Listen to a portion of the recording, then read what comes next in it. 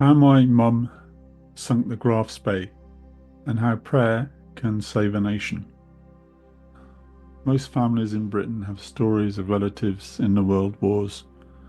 My late mother loved the Royal Navy. Her father had been an able seaman in the Navy during the First World War. He had been sunk twice by torpedoes. The second time, he was on board an armed merchant cruiser called HMS Avenger, which was sunk in the icy waters off Iceland.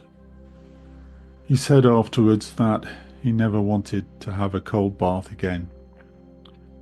At the outbreak of the Second World War in 1939, my mum was a young teenager, and the newspapers were full of stories of the German heavy cruiser Admiral Graf Spee, commanded by Captain Hans Langsdorff. This powerful ship was raiding merchant vessels in the South Atlantic.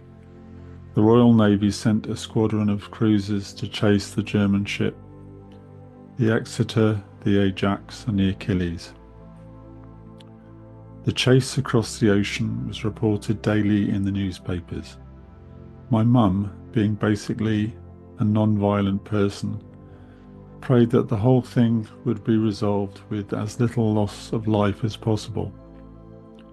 The upshot of it all was that after a sea battle, the Graf Spee entered the port of Montevideo, the capital of neutral Uruguay, to effect urgent repairs. Captain Langsdorff was told that his stay could not be extended beyond 72 hours. Apparently, believing that the British had gathered a superior force to await his departure, which wasn't the case, he ordered for the ship to be scuttled on 17th of December. Langsdorff then committed suicide 2 days later. Over 1,000 lives of his crew were preserved. Since that time, there has been a lot of debate about why Langsdorff scuttled his ship. Whatever the reason, I believe that it was an answer to prayers by my mother and others like her.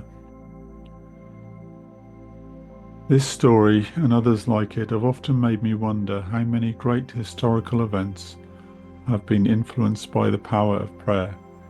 In a recent video, I noted how the fortunes of the First World War allies were at a very low point in the spring of 1918.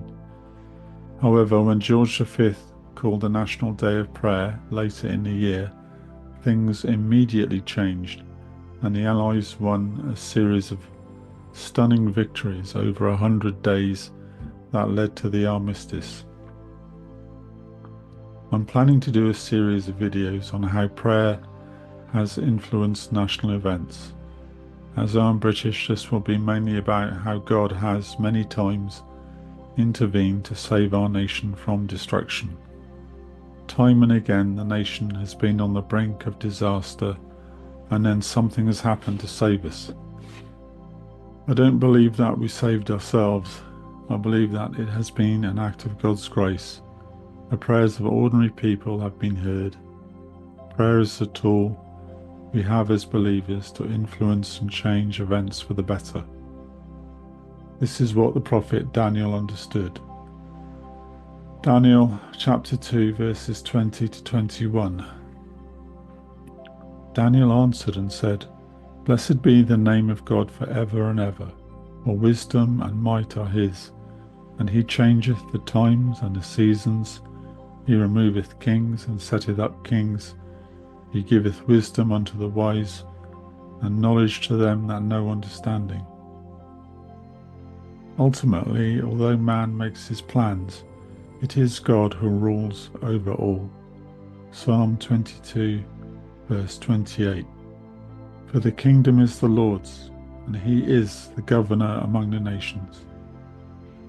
So thank you for listening. If you found this video interesting, you can find more information at prophecy-workshop.com.